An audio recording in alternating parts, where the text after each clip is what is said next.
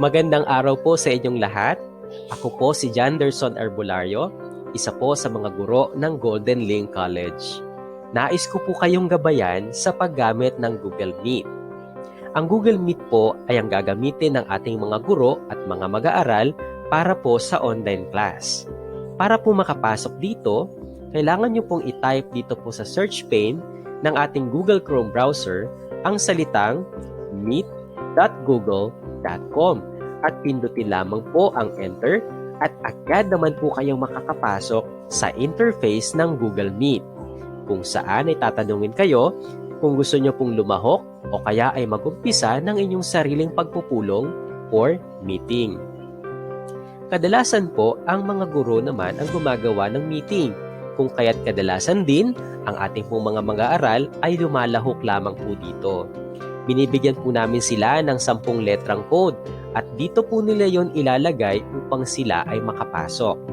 Bilang isang guro na gumawa ng meeting, ako po ay magpapatuloy na.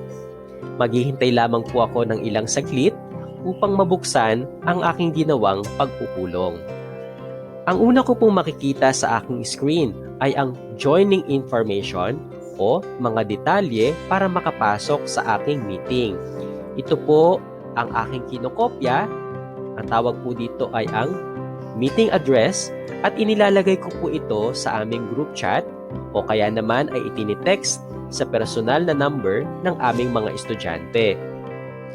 Okay, ngayon naman po dito tayo sa may bandang ibaba. Meron po dito 3 buton na napaka-importante. Ito po yon.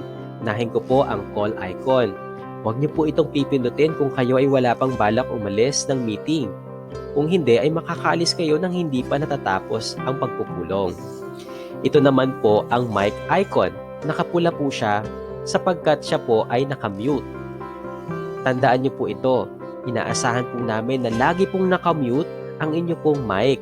Bakit? Para hindi po marinig ang mga ingay na pwedeng meron sa lugar natin. I-on lamang po ito o i-unmute kung tayo po ay magsasalita. Ito naman po ang video icon. Naka-on po siya kaya nakikita niyo po ako dito sa screen. Kapag in-off ko po siya, mawawala na po ako sa inyong paningin.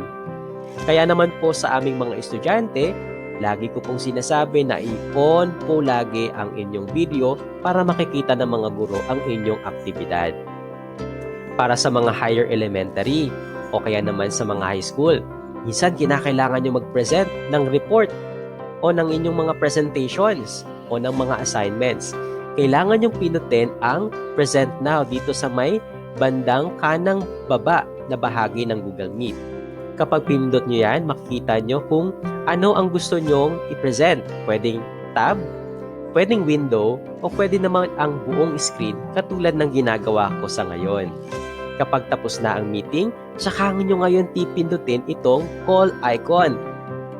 Leave call na tayo. Aalis na tayo ngayon. Okay. Ngayon naman, kung gusto nyong bumalik muli sa meeting, ay pipindutin nyo lang ang rejoin.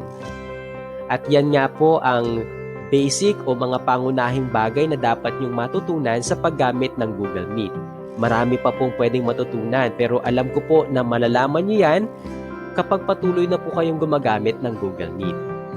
Muli, ako po si Janderson Arbulario at maraming salamat po sa inyong pakikinig.